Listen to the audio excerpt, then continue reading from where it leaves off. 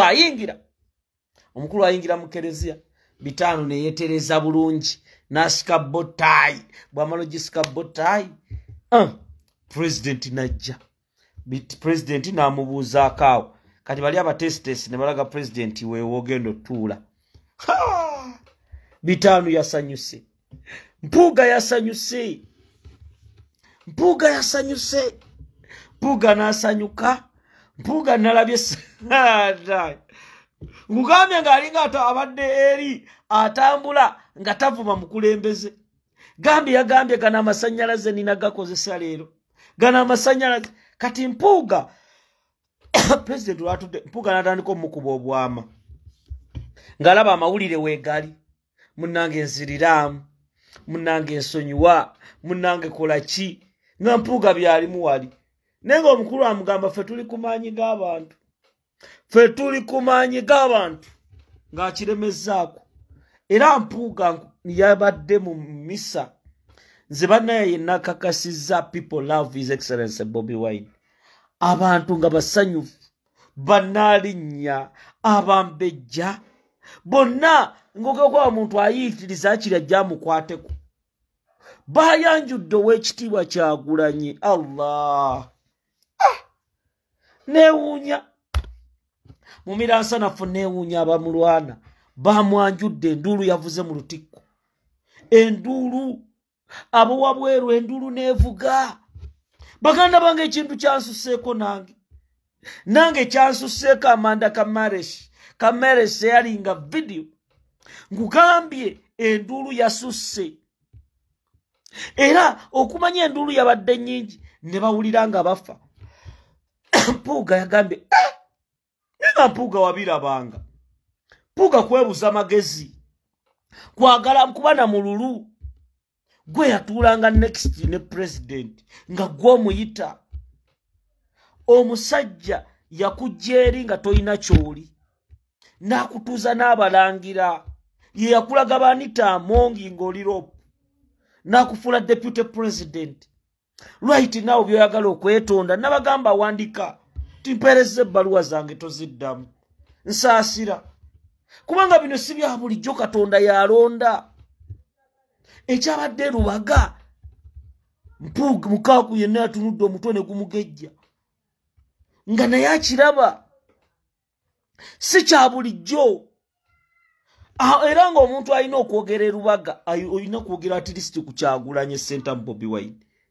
Ne Mpuuga yawulidde ng'afa. Era Mpuuga yalooza munnange yasiko walinze. Omukulu bye yagambye.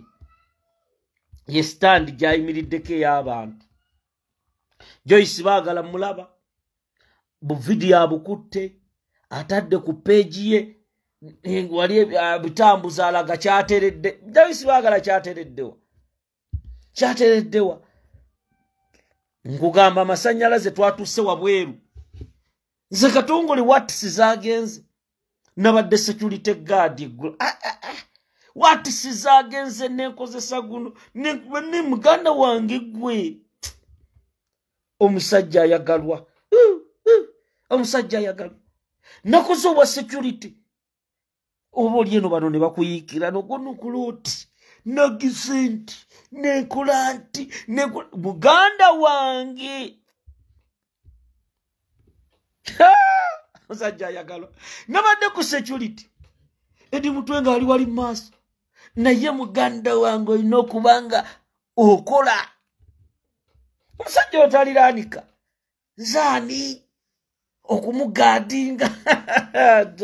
Nze ne mukama w'amaanyi. Mukama w'amaanyi. Bitano. Mukama w'amaanyi. Omusajja tagaadingika. Abasista bazze. Bano nvudde Nalukolongo. Nvudde Nkoko Njeru. Taata tukwateko.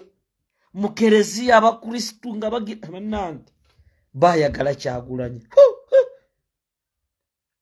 Abantu bamwagala. Abantu bali serious. Bino bigenda baluma. Abalabe mugenda kuddukana. Ono Katonda yamuwa si wa bulijjo. Waliwe bakubidde endulu Ekereziya Katolika.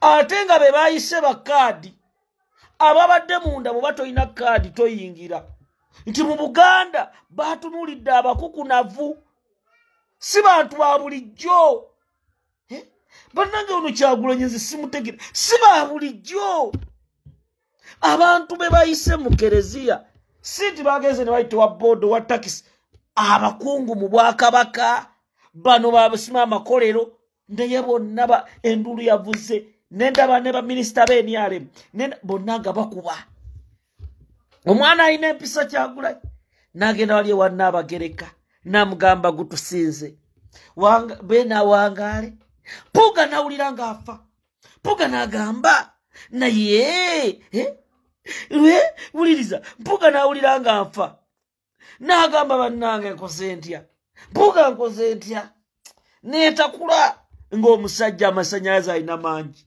Serefi Mpuuga yakutte n'essimu yeekubise Serefi ng'ali wali n'Ekyagulanyi abamawulire n'abaga please ebyo bye mubamutambuza n'akubira abamawulire ku NBS eryo eggulu eryo bamusoosa n'alowooza nti kisobola okujjawo kubba ebitaano omwana bannange Katonda yawa Kyagulanyi amasannyalaze yafulumye wabweru gwali ogenda okusala keeki nga bamulinze dda emmotoka ne bagisiimuula emipiira ne bagisiimuula nenga munnange yalaba isimple nga talina mawampaati nga Bampuuga ali ize banne Kyagulanyi Katonda yamuwa tabiteekamu na malala kweyolaavu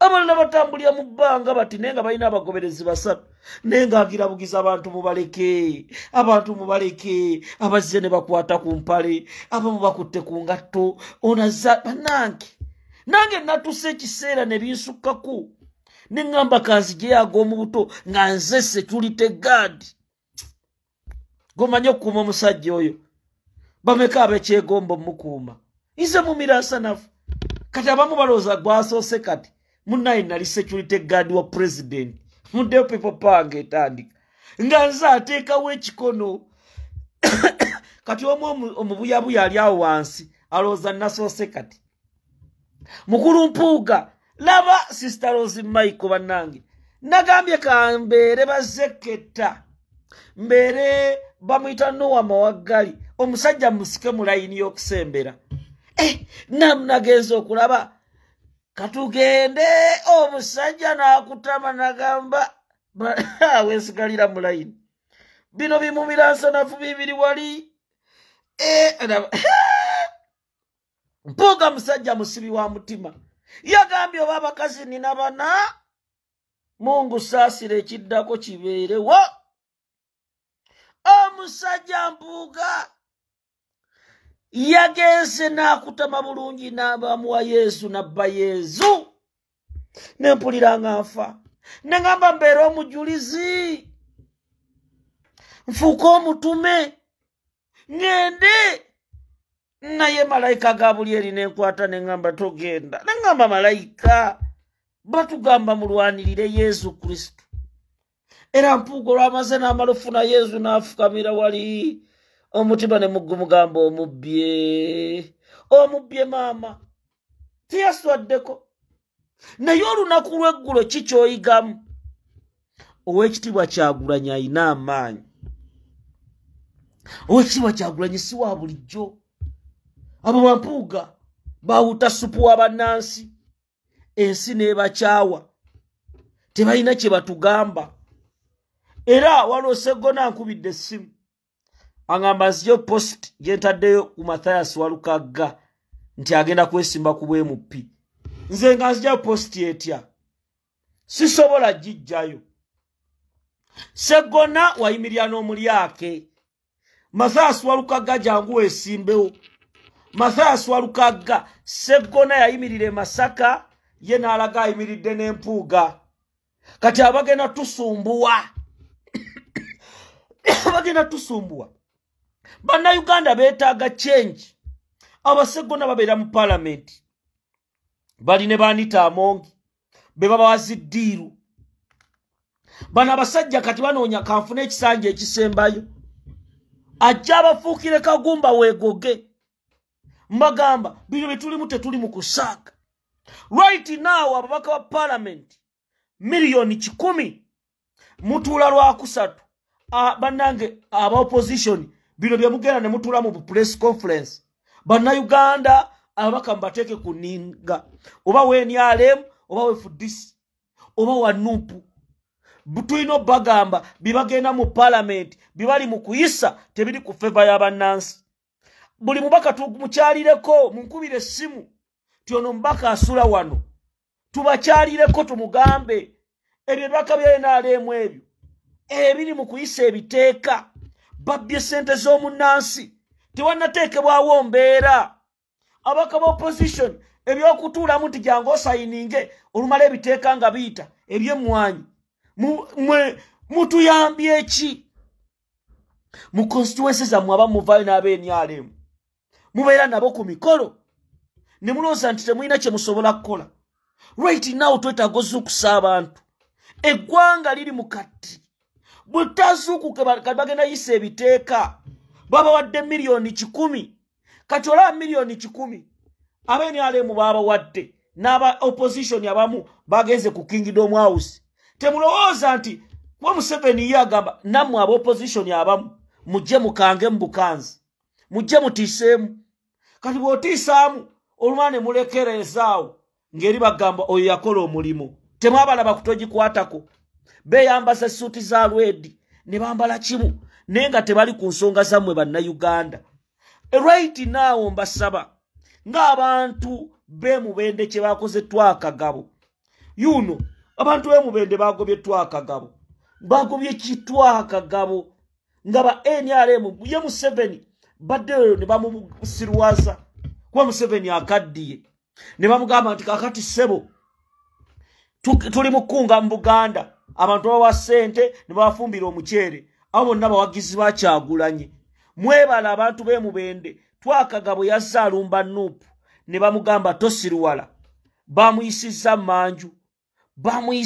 manju kwambalageko wano si byakusaaga ate njagala mubeere solid uliriza lindako